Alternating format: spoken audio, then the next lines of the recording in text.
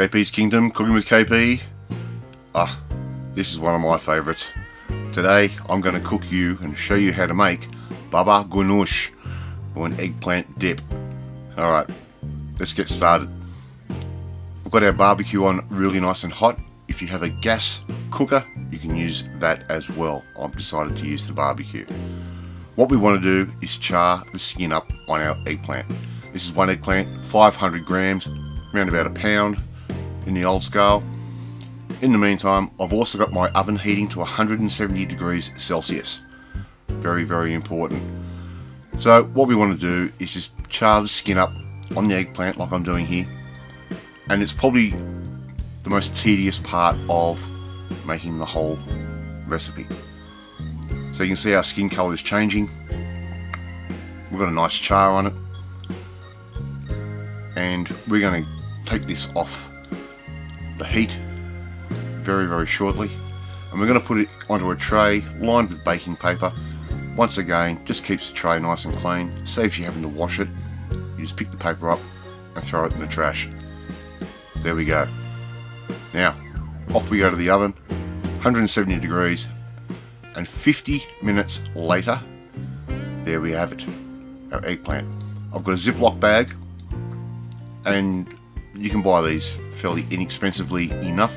I'm going to put the eggplant into our Ziploc bag, and we're just going to zip up and keep it nice and airtight, and we're going to leave that for around about half an hour, or until it starts to cool down and you can start touching it with your hands.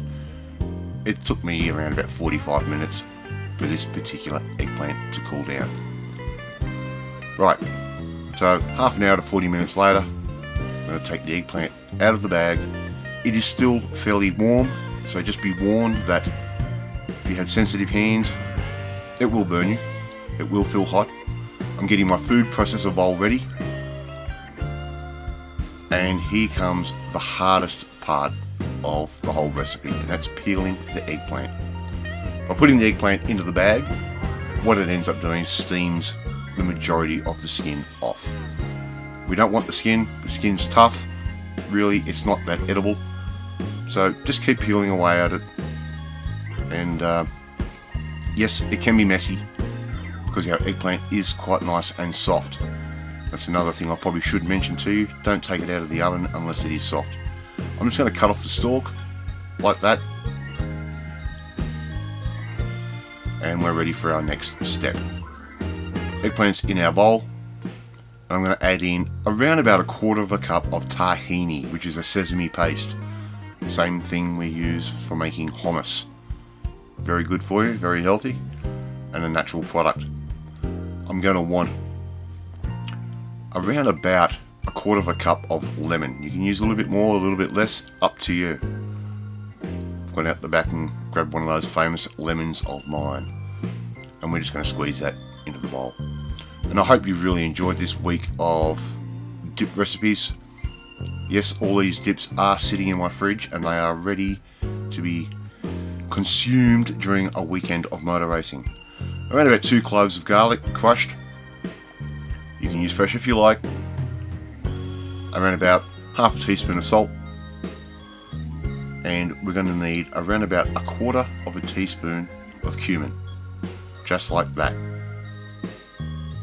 I think we're ready to make this thing up.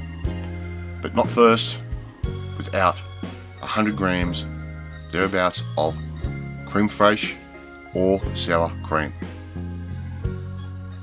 Your choice. All we need to do now is put it into our food processor and make sure we've got the lid on the machine correctly, otherwise it won't work. And we're just going to quickly blitz this up.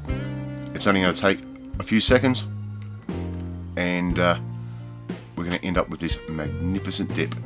Now, check for salt. If you're happy with that, great. You will notice it will be quite runny, so that's going in the fridge for a couple of hours, around about 2 hours, and it'll harden up. And there we go. We've got our beautiful baba ganoush, or eggplant dip. Serve it up with some breads or some crackers, up to you. Try making this at home. It's a little bit of mucking around, but it's definitely worth it. If you like this video, hit that like button. Hey, it gives me confidence.